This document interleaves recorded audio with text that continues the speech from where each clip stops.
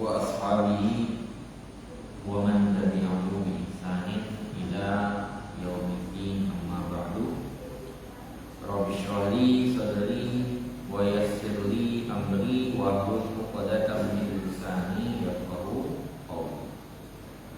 Bapak, Ibu, jamaah salat maghrib Masjid Al-Ikhlas yang dirahmati Allah Subhanahu wa taala. Alhamdulillah rabbil alamin, di maghrib ini kita diberikan kemudahan oleh Allah Subhanahu wa taala untuk melanjutkan majelis kita membahas kitab Fiqh Sunnah yang ditulis oleh Syekh Sayyid Habib. Ya, di malam hari ini kita masih membahas tentang kemarin itu terkait dengan syurutus shalah, syarat-syarat salat. Kemudian salawat dan salam kepada Rasulullah Sallallahu Alaihi Wasallam, kepada keluarganya, para sahabatnya, dan para pengikutnya sampai akhir. Jadi syarat yang kelima ya, pembahasan kita di malam hari ini, di maghrib kali ini adalah kelima itu adalah istiqbalul kiblat, ya, istiqbalul kiblat. Ini bagian dari syarat terakhir salat ini. Jadi istiqbalul, menghadap ke kiblat. Jadi syarat untuk salat itu adalah menghadap ke arah kiblat.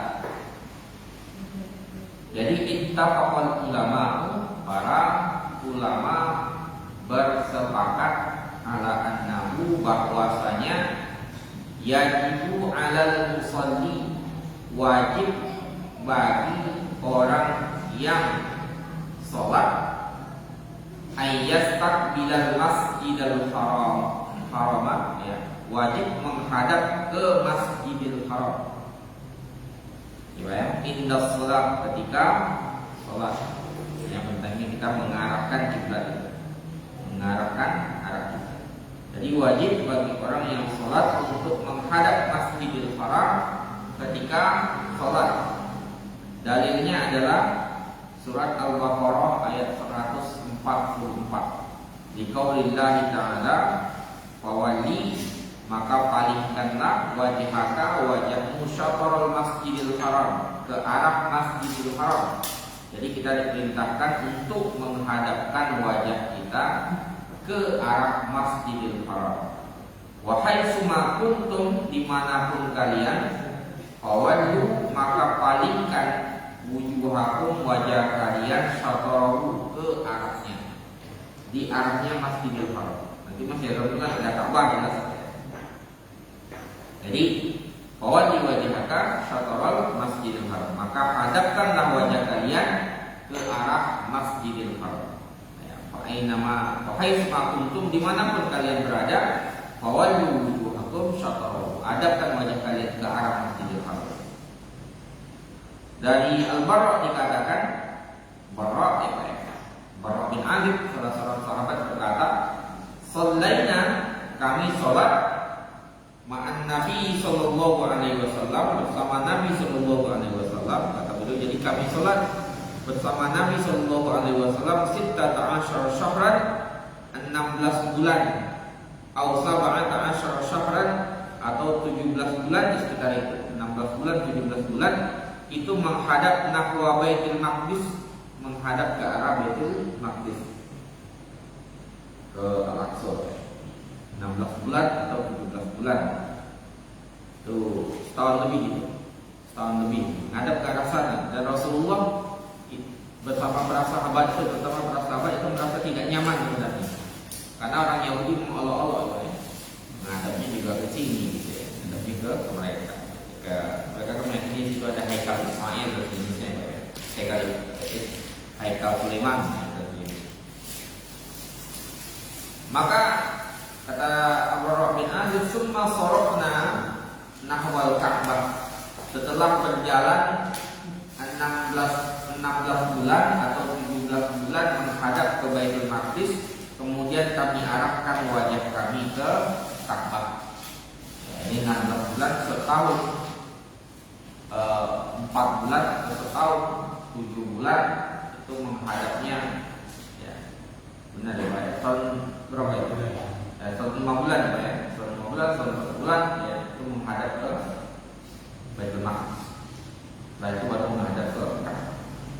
Jadi dalam sholat kita wajib mengarahkan pandangan kita ke arah Masjidil Haram. Itu ada. Kemudian hukmul musyahid lil Ka'bah wa ghairul musyahid lil Ka'bah. Hukum orang yang menyaksikan Ka'bah dan yang tidak menyaksikan Ka'bah. Kalau kita di depan Ka'bah, Masjidil Haram kan jelas depan kita Ka'bah ya. Kalau kita di sini kan kita nggak lihat Ka'bah. Nah, gimana hukumnya? Al-musyahid lil Ka'bah, orang yang menyaksikan Ka'bah, yajibu alaihi, maka wajib baginya ayyastaqbila bi'ainahu, ya. Dia harus menghadapkan matanya ke situ. Ya. Matanya, arah pandangannya ke situ, ke Ka'bah. Artinya arah dia sholat itu ke situ. Nanti pandangan matanya dan bersujud, ya. Tapi dia harus. Walladzi la yastati' musyahadaha, orang yang tidak mampu melihatnya seperti kita ini, ya. Yajibu alaihi, maka wajib baginya ayyastaqbila jihataha, untuk menghadap ke jihahnya, arahnya. Ya. Makanya ada dua pandangan para ulama di situ. Apakah jihah itu dalam artian arahnya saja, walaupun nggak tepat 100%, atau dia harus tepat gitu kan. Kan dulu dia diamat dalam dengan beberapa ulama ketika itu, jadi kan itu masalahnya, apakah dia masalah harus tepat atau dia cuma jihad itu ya ke arahnya kira-kira gitu, walaupun nggak tepat 100%. Kan dia diamat jalan dengan perkembangan teknologi ketika itu, kompas atau arah itu kan beliau ini ke arahnya itu, jadi harus tepat gitu. Idealnya kita berusaha untuk tepat ke arah itu, idealnya kan. Tapi kan ketika kondisi nggak memungkinkan kan kita cuma ke arah saja, tidak kita perkirakan. Maka ketika seseorang sudah berada dalam kondisi seperti itu, cuma mengarah saja, mengarah itu sudah dianggap sebagai sholat yang sah. Idealnya ini diukur, idealnya itu ya diukur, ya bisa ini jelas arahnya. Bagi kemajuan teknologi sekarang sudah memungkinkan. Lianna hada wal maqdur alaihi, karena inilah yang mampu dilakukannya. Wala yukallifullahu nafsan illa wus'aha. Allah tidak membebani kecuali sesuai dengan kemampuannya. Itu kalau nggak ada alat atau sejenisnya untuk menentukan arah kita ya. Intinya arahnya aja. Arahnya bagaimana, timur barat atau mana gitu. Kira-kira gitu. Ketika tidak mungkin. Kalau sekarang sudah memungkinkan sekali, aplikasi dan sejenisnya itu sudah mengarahkan kita ke arah yang akurat. An Abi Hurairah, dari Abi Hurairah radhiyallahu anhu, anna Nabiyya sallallahu alaihi wasallam bersabda, bahwasanya Nabi sallallahu alaihi wasallam bersabda, ma bainal masyriq, apa kata Rasulullah, apa yang ada di antara ma bainal masyriq wal maghrib, di antara timur dan barat, ya, di antara timur dan barat, kiblatun, adalah kiblat. Di antara barat dan timur, timur dan barat, kiblatun, itu adalah kiblat. Ya. Diriwayatkan oleh Ibnu Majah atau Bukhari dan berkata hadis hasan sahih dan dikuatkan oleh Bukhari. Ada binisbah li ahli Madinah. Jadi bagi ahli Madinah yang di antara barat dan timur itu ada Ka'bahnya.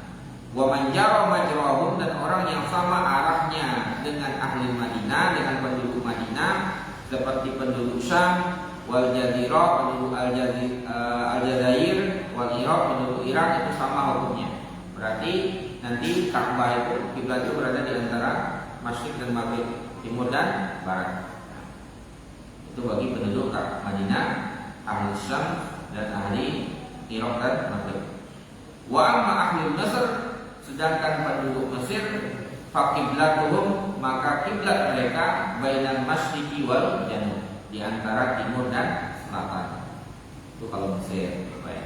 Wa amal Yaman, sedangkan bagi orang Yaman itu adalah daerah bagian timur, al masyriq, yakunu an yaminil musalli wal maghrib an yasari. Ya. Bagi orang Yaman, ya, maka dia ke timur, bagian kanannya orang yang tempat sholatnya dan maghribnya dari kanannya. Wal hindu yakunu masyruq fawqa musalli, sedangkan bagi orang di India itu timur itu berada di belakangnya. Ya, berarti dia ngadepnya ke arah mana itu? Wal maghrib amamahu, ngadepnya ke barat berarti. Orang India itu.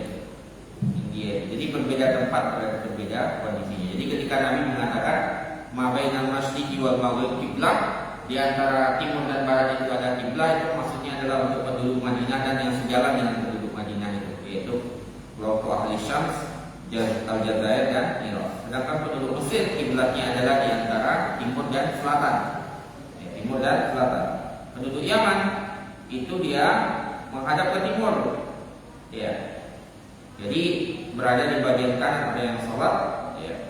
Kemudian untuk orang yang berada di Maroko itu bagian kiri, bagian kirinya. Ya. Kiblatnya. Walhin yakunu masyriq khalfa musalli. Karena orang India timur itu belakangnya mereka menghadap ke barat.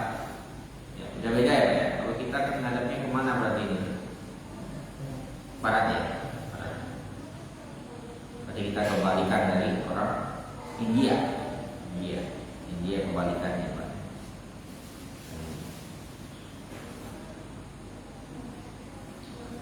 Bima ta'riful kiblat. Dengan apa Anda kita mengenal kiblat?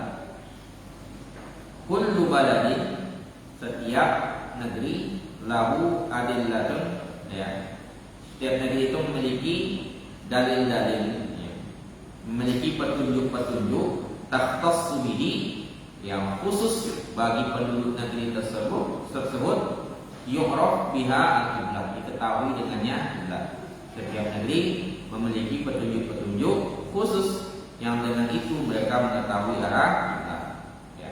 Wa min dzalika al-maharib allati nasabaha al-muslimuna fil masajid. Antara yang mihrab, kalau udah bikin mihrab ini kan udah jelas arahnya, Pak ya. Wa kadzalika baitul ibrah, atau yang dikenal dengan kompas juga bisa menentukan mana arahnya. Kemudian hukum man khafiyat alaihi, hukum orang yang tidak jelas baginya kiblat. Hukum orang yang tidak jelas baginya kiblat, ya, nggak tahu kalau kiblatnya kemana, ya, kemana akan menghadap. Man khafiyat alaihi adillatul kiblat, ya, orang yang tidak jelas baginya kemana arah kiblat, itu nggak ada petunjuk di situ, tersembunyi petunjuk-petunjuk kemana arah kiblat, lighaibin, karena ghaib, awan, ya, kondisinya, auzulmak atau gelap misalnya, ya, masalah karena berawan, ya, mendung, auzulmak atau gelap misalnya, wajaba alaihi ayyas al-mayyadullahu alaiha, maka dia wajib bertanya kepada orang yang akan menunjukkannya arah kiblat. Jadi kalau nggak tahu, kita bertanya kepada orang yang bisa menentukan arah kiblat tersebut. Fa illam yajid, kalau dia tidak mendapati orang, ya, man yas'alahu, orang yang akan ditanyakannya.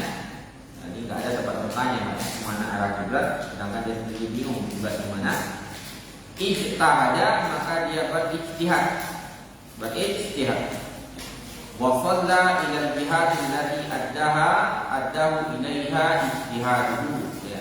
Kemudian dia berijtihad, kemudian, ya, sholat sesuai dengan arah yang ditunjukkan oleh ijtihadnya. Jadi dia sudah berpikir, menimbang-nimbang, gitu kan, dengan kemampuan dia kemana arahnya, dia dapat misalnya ke sini kira-kira. Maka itulah yang dilakukannya. Dia menghadap ke kiblat ijtihadnya. Wa sholatuhu shahihah, dan sholatnya itu sah. Wala i'adata alaihi, dan tidak ada kewajiban baginya untuk mengulang. Jadi kalau dia sudah berusaha menentukan arah kiblat dan sholat, maka nggak ada kewajiban untuk mengulang. Ini nggak ada kewajiban untuk mengulang itu, ya. Hatta walau tabayyana lahu khata'uhu ba'dal faragh min as-shalah, walaupun setelah sholat ternyata kiblatnya salah, itu nggak perlu diulang, Pak ya. Tadi saya di hutan sendirian, gitu ya. Tahu di mana lah, di tempat dia nggak biasa, gitu ya. Dia berbuat tanya, nggak ada orang ketiga itu. kemudian dia kayaknya arahnya sini, kira-kira. Kemudian dia sholat, maka dia sholat dengan cara seperti itu. Setelah selesai, datang temannya bilang, kasih tahu, kiblatnya bukan ke situ, sana. Maka sholatnya sudah sahih dan tidak sah, tidak perlu diulang, karena sudah selesai dari ijtihadnya itu. Fa'in tabayyanul khata', kalau seandainya kesalahan itu salah itu nampak ya, jadi orang sholat, dia pas lagi sholat tiba-tiba salah, ketahuan salahnya. Umat yang mengatakan dari belakang dia lagi sholat dikatakan salah kiblat, kiblatnya kepala samping gitu. Maka yang dilakukan apa?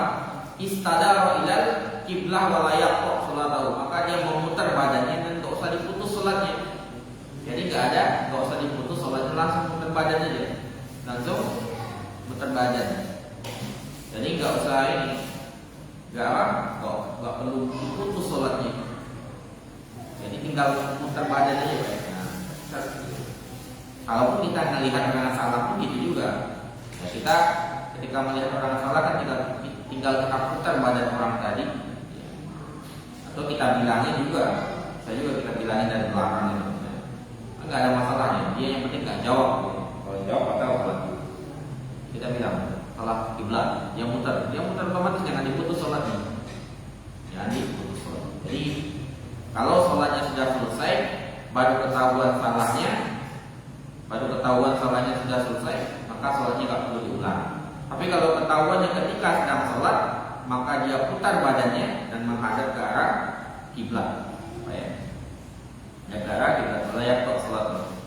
Dari Ibnu Umar radhiyallahu anhu berkata,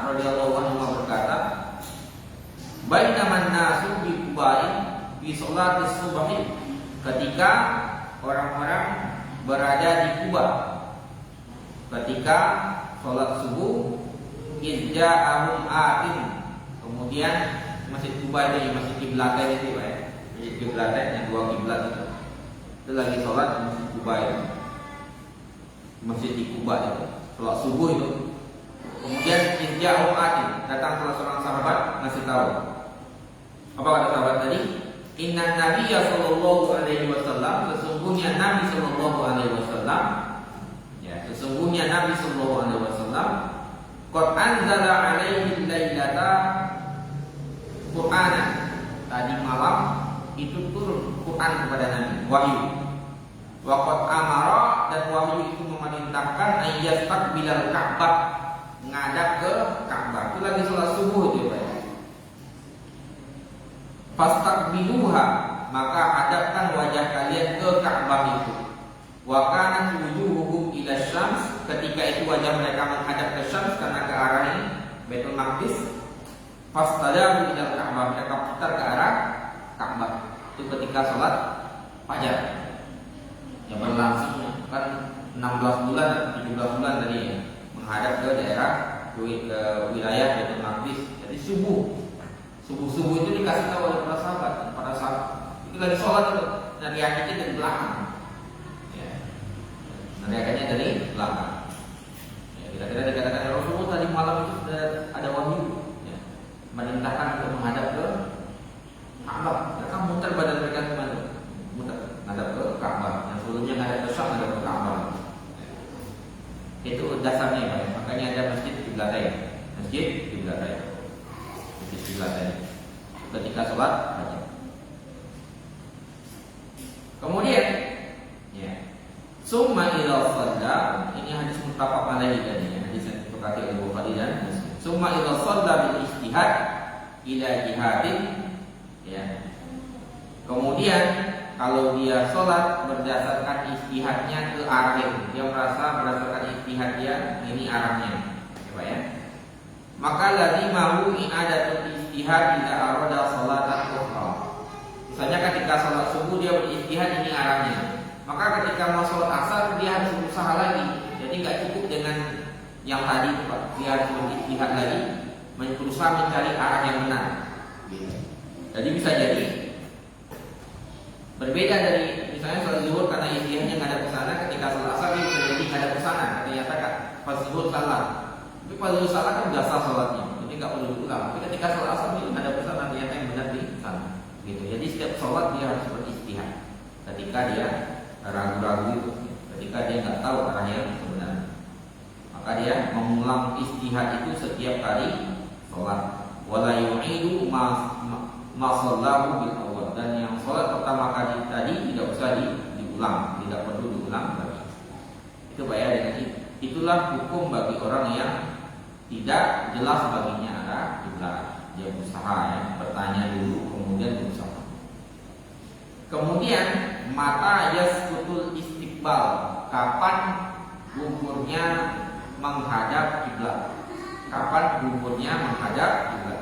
Jadi kapan gugurnya kita menghadap istiqbalul kiblat fardhun. Menghadap kiblat itu hukumnya adalah wajib. Wala yasqutu, dan tidak gugur hukumnya illa fil aqwalil atiyah, kecuali dalam beberapa kondisi berikut. Pertama, salat nafil lirraqib, salat sunnah bagi yang di atas kendaraan. Salat sunnah bagi yang di atas kendaraan itu tidak harus menghadap ke kiblat, tidak harus menghadap ke kiblat. Yajuzu lirraqib ay yatanaffal ala rahilatihi, boleh bagi orang yang berkendaraan untuk sholat sunat di atas kendaraannya. Makanya asalnya sholat sunnah sholat di kendaraan itu cuma untuk sholat sunnah, Pak. Wajib nggak? Wajib turun. Kalau bisa turun, kecuali nggak berhenti keretanya, maka ketika itu hukumnya darurat dari sholat. Saya dari sini ke Jakarta, ya, kemungkinan masih ada waktu ketika kita sampai di Jakarta waktu subuh itu. Maka kita sholat turun di sholat di stasiun itu. Kecuali nggak ada waktu lagi, ketika dia lewat itu udah habis waktunya. Nah, maka ketika itu maka kita bisa sholat sambil duduk, karena nggak mungkin dijamak, nggak mungkin dikosong seperti itu. Ya. Tapi ketika kita masih ada kesempatan untuk sholat dengan posisi sempurna, turun di bawah itu, maka kita sholat di posisi terbawah. Maka ditunggu dulu itu. Kalau dalam perhitungan itu masih memungkinkan sampai ke stasiun, ya kita tunggu. Kalau rasanya dari segi perhitungannya nggak memungkinkan, ya, karena nggak akan berhenti lagi, ya berarti kita sholat sambil duduk di kereta. Tapi pada dasarnya sholat di di kendaraan itu sholat sunnah, bukan sholat wajib. Nabi itu nggak pernah sholat wajib di atas kendaraan. Ya. Jadi sholat nafil raqib, sholat sunnah bagi orang yang berkendaraan itu boleh dia boleh sholat sunnah di kendaraan.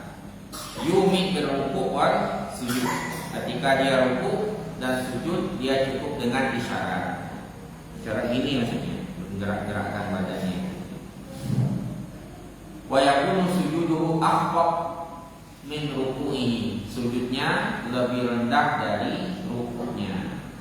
Wa qiblatuhu haitsu ittajahat dabatuhu, kiblatnya itu sesuai dengan arah kendaraannya. Jadi kemana arah kendaraannya, itulah kiblatnya.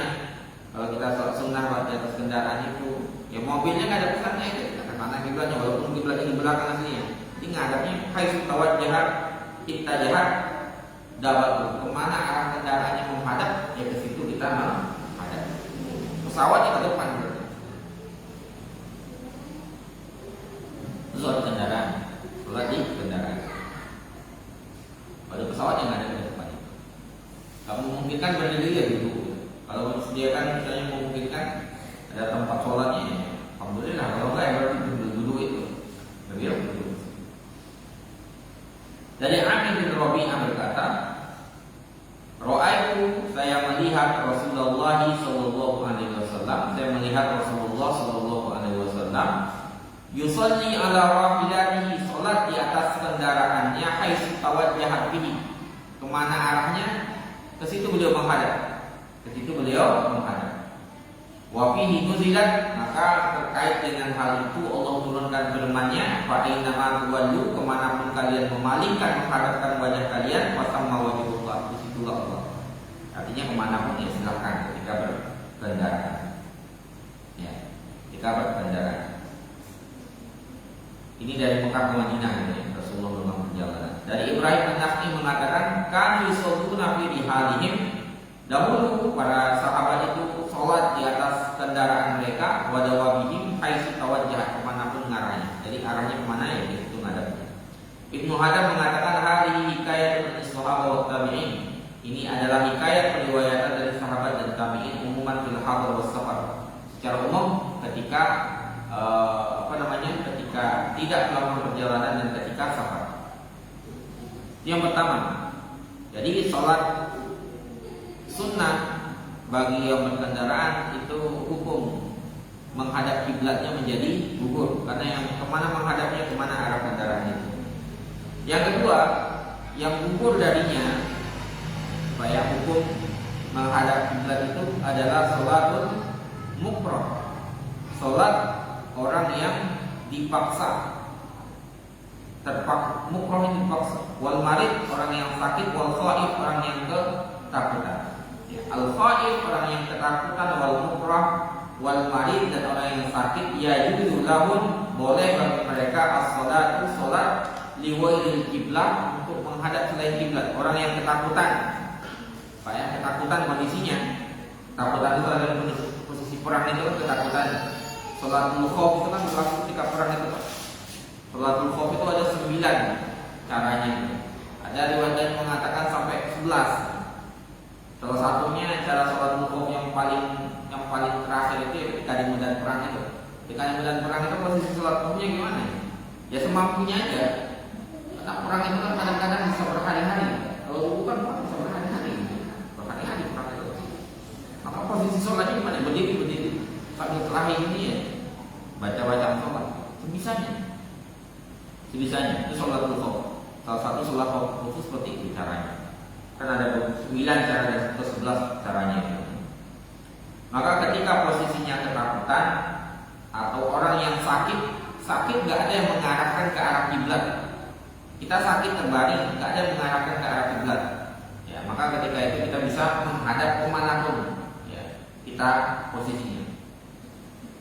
Yajuzu lahum as-shalatu wal qiblah idza ajizu an istiqbalih. Maka orang seperti ini boleh menghadap ke selain kiblat asalkan mereka memang tidak mampu untuk menghadapnya. Fa inna Rasulullah, sesungguhnya Rasul sallallahu alaihi wasallam yaqul, bersabda, "Idza amartukum bi amrin," kalau aku memerintahkan kalian dengan suatu perintah, fa'tu minhu, maka lakukanlah mastata'tum, semampu kalian. Kita diminta itu untuk beramal sesuai dengan kemampuan kita. Mampunya cuma segitu ya berarti segitu. Ya gitu Pak ya. Kemudian sekarang kita masuk ke dalam kaifiyatus sholat, tata cara sholat. Pewarnaan kita Pak, tata cara sholat. Ja'at al-ahaditsu, ada sejumlah hadis yang menjelaskan ya, berasal dari Rasulullah SAW, mubayyinatan yang menjelaskan kaifiyatus sholat, tata cara sholat, wa sifataha dan bentuk sholat itu. Ya. Kita wadak tapi kata beliau di sini kita cukupkan dengan biiradi hadis ini, dengan menjelaskan 2 hadis saja. Pertama, perbuatan Nabi SAW, al-awwal min fi'lihi SAW, Nabi yang melakukannya. Yang kedua, min qawlihi, dari sabda beliau sendiri. Kan ada sunnah qauliyah, fi'liyah. Kalau fi'liyah itu yang dilakukan Nabi, kalau qauliyah yang diucapkan Nabi. Yang pertama kita lihat dulu dari sunnah fi'liyah Nabi SAW. Ada riwayat dari An Abdullah bin Ghanam, dari Abdullah bin Ghanam ya. Anna Abu Malik al-Ash'ari, bahwasanya Abu Malik al-Ash'ari jama'a qaumahu. Ya, Abu Malik al-Ash'ari ini mengumpulkan kaumnya. Kemudian beliau mengatakan, ya ma'syarul asy'ariyin, wahai kaum Asy'ari. Kan Bani Asy'ari, Abu Malik al-Asy'ari berarti dari kabilah al-Asy'ari. Wahai kaum Asy'ari, ijtami'u, berkumpullah kalian ya, wajma'u nisa'akum, dan kumpulkan perempuan-perempuan kalian, wa abna'akum, dan anak-anak kalian. Jadi dipanggil, wahai semua Bani Asy'ari, kabilah Asy'ari, berkumpullah kalian, wajma'u nisa'akum, dan kumpulkan juga istri-istri kalian, perempuan-perempuan kalian, wa abna'akum, dan anak-anak kalian. U'allimukum, aku akan mengajarkan kepada kalian salatan Nabi, ya, salat Nabi allati kana yusalli bina fil Madinah, yang dahulu beliau salat dengan cara itu dengan kami di Madinah. Jadi beliau memerintahkan orang-orang Asy'ari atau kabilah Asy'ari untuk berkumpul, dan memerintahkan juga untuk mengumpulkan para wanita dan anak-anak. Kata beliau, aku akan mengajarkan bagaimana sholat Nabi kepada kalian, yang dahulu beliau mengajarkan sholat dengan cara seperti itu bersama kami di Madinah. Kemudian kemudian mereka berkumpul, wajama'u nisa'ahum wa abna'ahum, dan mereka juga mengumpulkan istri-istri mereka dan anak-anak mereka. Kemudian fatawaddu'a, kemudian Abu Malik al-Asy'ari ini berwudu, ya Pak ya. Wa arahum, dan memperlihatkan kepada kaumnya kaifa yatawaddu, bagaimana beliau berwudu. Jadi perlihatkan. Ini beliau lagi mengajarkan kaumnya, kaum Asy'ari untuk berwudu. Diajarkan, perlihatkan wudunya kepada mereka. Fa afsal wudu'a ila amakinihi hatta apa al-faid, ya. Beliau memperlihatkan wudu itu, ya, memperlihatkan wudu itu sampai semuanya terkena, bagian-bagian wudu itu selesai semuanya. Perlihatkan sempurna cara berwudu dengan benar. Wa kasar zil, ya. Kemudian bayangan sudah hilang, maka berdirilah seseorang, kemudian fa'azana, kemudian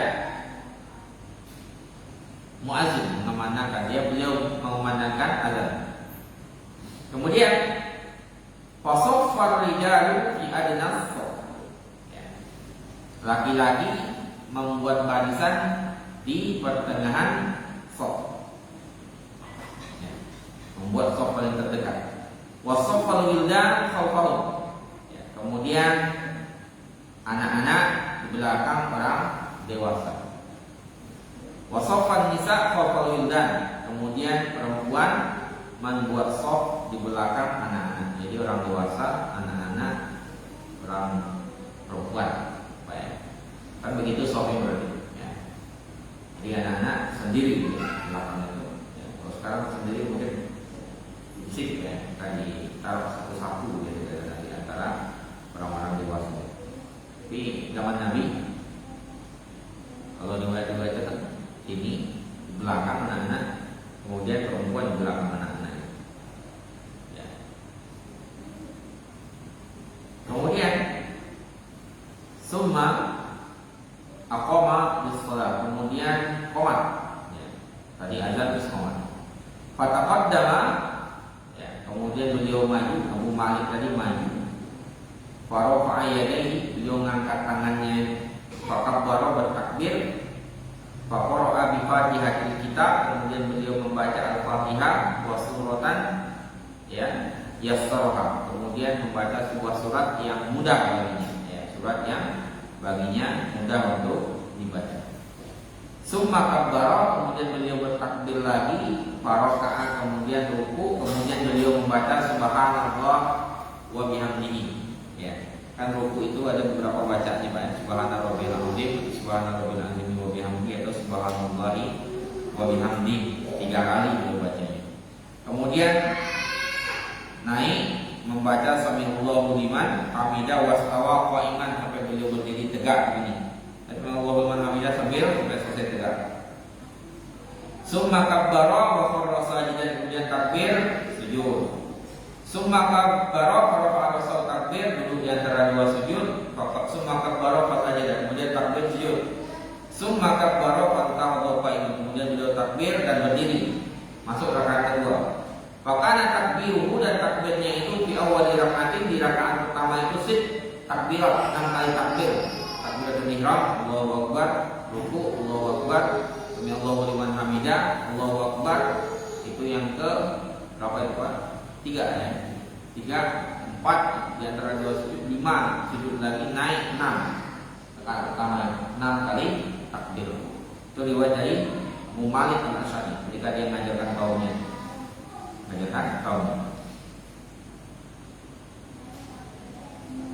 Kemudian waqabbara hina qama ila raka'ah tsaniyah, dan beliau bertakbir ketika naik di rakaat kedua. Naik rakaat kedua kan takbir lagi. Allahu Akbar.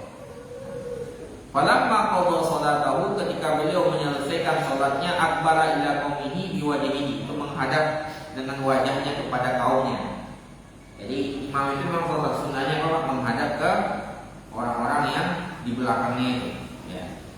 Jadi beliau, kata Abu Malik al-Asy'ari, setelah selesai salat, ini akbara ila nasi biwajhihi, menghadapkan wajahnya kepada orang-orang yang di belakangnya itu. Ada jemaah ya. Banyak hikmahnya di situ. Ya. Satu hikmahnya, kalau ada jemaah yang biasa datang nggak datang ya dihubungi gitu ya. Ditanyakan lagi sakit atau apa. Kemudian beliau berkata, ihfazut takbiri. Ya. Dihafalkan takbir saya tadi. Kata beliau, dihafalkan takbir saya tadi. Wa ta'allamu ruku'i wa sujudi, dan pelajarilah ruku'ku dan sujudku. Ya, ruku'ku dan sujud. Fa innaha salatu Rasulillah, sebab yang aku tunjukkan tadi itu adalah salatnya Rasulullah, allati kana yusalli bina, yang beliau salat dengan cara seperti itu bersama kami, as-sa'a minan nahar, ketika siang. Bayang. Summa, kemudian ya, inna Rasulullah sallallahu alaihi wasallam, Rasulullah sallallahu alaihi wasallam lamma qada salatahu, ketika beliau selesai salatnya, aqbala ila nasi biwajhihi. Ini beliau jelaskan sendiri sama Abu Malik bahwasanya Rasulullah itu setelah selesai salat, beliau menghadapkan wajahnya kepada orang-orang, berkata, ya ayyuhan nas, wahai sekalian manusia, isma'u, dengarkanlah, wa'qilu, dan pahamilah. Wa'lamu, ketahuilah, anallaha azza wa jalla, anna lillahi azza wa jalla ibadah, bahwasanya Allah Subhanahu wa taala memiliki para hamba, laisu bi anbiya, mereka bukanlah para nabi, wala syuhada, dan bukan juga para syahid. Yaqnituhum al-anbiya wa syuhada, tetapi para nabi dan para syuhada itu dengki, iri pada mereka. Iri dalam artian baik, bukan hasad, namanya ghibthah. Ghibthah itu ya, ada orang menghafiz Quran terus kita pengen jadi hafiz Quran juga, itu namanya ghibthah. Itu ghibthah. Kalau orang menghafiz Quran terus pengen dia jangan hafal Quran ataupun jangan apa, itu namanya iri. Beda iri dengan ghibthah. Kalau ghibthah itu baik. Orang rajin terus kita pengen rajin juga, itu namanya ghibthah. Tapi kalau orang rajin kita pengen dia nggak rajin, pengennya dia di bawah kita, gitu. Itu namanya ini hasad, itu yang nggak boleh. Kalau ghibthah boleh. Nah, kata Rasulullah, ada hamba-hamba yang seperti itu, ya. Mereka bukan para nabi, bukan para syahid, tapi didengki, ghibthah, dan ghibthah, ya. Dighibthah oleh para nabi dan para syahid dalam majlis-majlis mereka. Dan kedekatan mereka dari Allah Subhanahu wa taala. Faja'a rajulun minal A'rab, ya, kemudian datang salah seorang Arab Badui min qasiyatin nasi, dari orang yang terjauh, wa alwawiyadihi, ya, kemudian dia gini ngasih isyarat pada Rasulullah, kemudian berkata, ya Nabi Allah, wahai Nabi Allah, nasu minan nasi laisu bi anbiya wala syuhada, ya. Orang-orang yang bukan nabi, bukan syahid tadi, tapi didengki oleh para nabi dan para syahid karena majlis mereka dan kedekatan mereka dari Allah Ta'ala. Siapakah mereka? In adhum lana, sifati, gambarkan mereka kepada kami. Fasurra wajhan nabi, ya, fasurra wajhun nabi, wajah nabi itu kelihatan senang karena pertanyaan orang Arab Badui tadi yang minta menggambarkan bagaimana orang itu. Kata Rasulullah, hum nasun, mereka orang-orang yang, ya, orang-orang asing, ya, yang datang dari penjuru kabilah. Orang-orang asing yang datang dari penjuru kabilah. Mereka itu tidak memiliki hubungan kekerabatan, tapi mereka saling mencintai karena Allah Subhanahu wa taala, dan saling berbaris karena Allah Ta'ala. Ya, berbaris, membuat sof. Yada'ullahu lahum yaumal qiyamati, pada hari kiamat nanti Allah akan membuatkan bagi mereka mimbar-mimbar dari cahaya. Kemudian mereka dipersilahkan untuk duduk di situ. Jadi orang-orang yang didengki tanda kutip dari para nabi dan rasul itu adalah orang-orang biasa sebenarnya dari berbagai kabilah. Mereka nggak tahu datang ke masjid terus berdiri bersosok, sholat jamaah ya, nggak kenal. Ya. Padahal mereka nggak ada hubungan kerabatan. Maka pada hari kiamat orang seperti itu akan Allah jadikan, buatkan bagi mereka mimbar dari cahaya. Mereka duduk di situ, kemudian dijadikan di wajah mereka cahaya, di pakaian mereka cahaya. Ketika orang-orang ketakutan, mereka nggak ketakutan. Ya, mereka adalah awliyaullahi dari mereka adalah para wali-wali Allah yang la khaufun alaihim wa la hum yahzanun. Yang mereka nggak pernah ketakutan dan nggak pernah bersedih. Para wali-wali Allah Subhanahu wa taala. Itu dalil pertama ya. Abu Malik Al-Asy'ari yang menunjukkan tata cara salat Nabi sallallahu alaihi wasallam. Kemudian dari ucapan Nabi ada juga riwayat Abu Hurairah radhiyallahu anhu, dakhala rajulun al-masjidah. Seseorang masuk masjid, fasallah, kemudian dia salat. Kemudian datang salaman kepada Nabi sallallahu alaihi wasallam. Ya, assalamualaikum, waalaikumsalam. Kata Nabi awal ketika itu irji, balik lagi. Disuruh salat lagi. Sholli, fa innaka lam tusalli, kata Rasulullah. Salat lagi, kamu tuh belum salat, kata Rasulullah. Lagi tadi. Irji, fa sholli, fa innaka lam tusalli.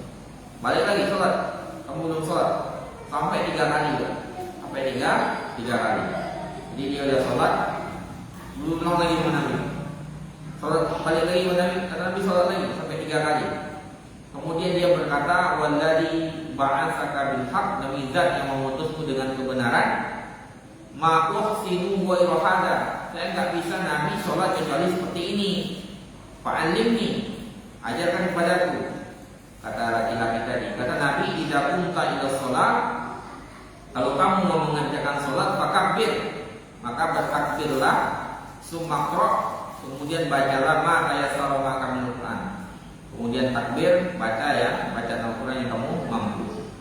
Sumarka, kemudian rukuklah hatta tatma'inna raqi'an, sampai engkau rukuk dengan tumaknina. Itu tumaknina yang hilang dari orang ini. Salat cepat. Sampai 3 kali diulang Rasulullah sallallahu alaihi wasallam. Sholli wa innaka lam tusalli. Salat sebelum salat. Sumarfa, kemudian angkatlah kepalamu hatta ta'tadil qa'iman, sampai kamu berdiri dengan sempurna. Jadi sempurna tumaknina. Sumasjud, kemudian sujudlah hatta tatma'inna sajidan, sampai kamu sujud dengan tumaknina. Tumaknina diam di situ. Ya, jadi enggak cepat-cepat. Sumarfa, kemudian angkatlah kepalamu hatta tatma'inna jalisan, sampai kamu duduk dengan benar di antara 2 sujud. Sumasjud hatta tatma'inna sajidan. Kemudian sujudlah sampai engkau sujud dengan tumaknina. Sumaf'al dzalika fi sholatika kulliha. Kemudian lakukan itu di semua salatmu. Jadi tumakninahnya yang hilang dari laki-laki tadi sampai Rasulullah menyuruhnya 3 kali berulang ya, 3 kali ulang lagi. Dia sendiri nggak paham salahnya di mana. Kemudian ditunjukkan Rasulullah ya, salat dengan tumakninah. Nah, tips untuk demikian ya Pak. Kita lanjutkan di pertemuan selanjutnya insyaallah. Kita tutup